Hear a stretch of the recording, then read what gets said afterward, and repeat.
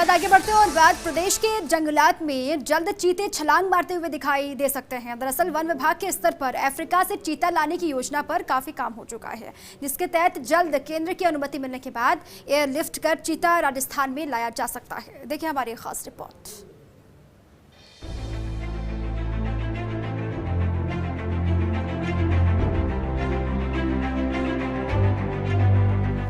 Supreme court के निर्देश के बाद अब भारत में दक्षिण अफ्रीका के चीतों को बसाने की तैयारियों ने जोर पकड़ लिया है। दरअसल 1948 के आसपास भारत में चीते लगभग खत्म हो गए थे, जिसका मुख्य कारण शिकार और हैबिटेट लॉस था।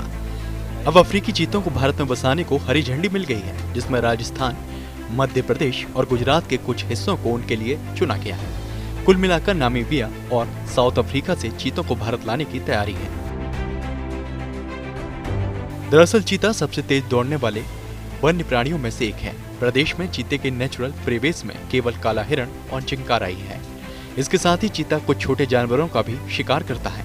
राजस्थान में शाहगढ़ सहित कई अन्य जगहों पर चीतों को बसाने की चर्चा है। ऐसे में चीतों को अगर भारत में बसाना है तो चिंकारा, काला हिरण से भरपूर लंबे ग्रासलैंड की दरकार होगी। जो तथ्य सामने आ रहे हैं उसके अनुसार कुछ इंडियन रिसर्चर अफ्रीकी देशों में जाकर कुछ चीतों को चिन्हित भी कर चुके हैं और कागजी कार्रवाई होते ही उन्हें एयरलिफ्ट कर यहाँ लाया जाएगा।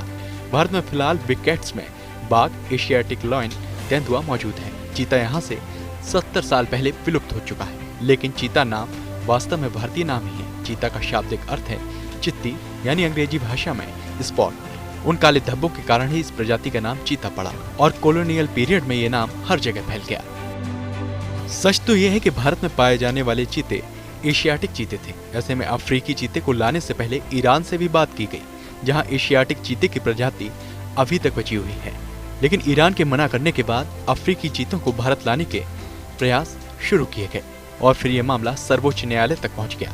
लेकिन अब न्यायालय की हरी झंडी मिलने के बाद भारत में चीते लाने की प्रक्रिया, ऐसे में अगर यहाँ चीतों को लाया जाता है तो राजस्थान में 70 साल के बाद चीता राजस्थान की शान बन सकता है।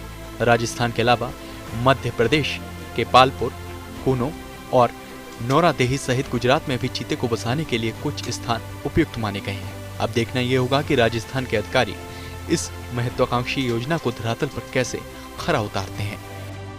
निर्मल Tiwari, first India news, Jaipur.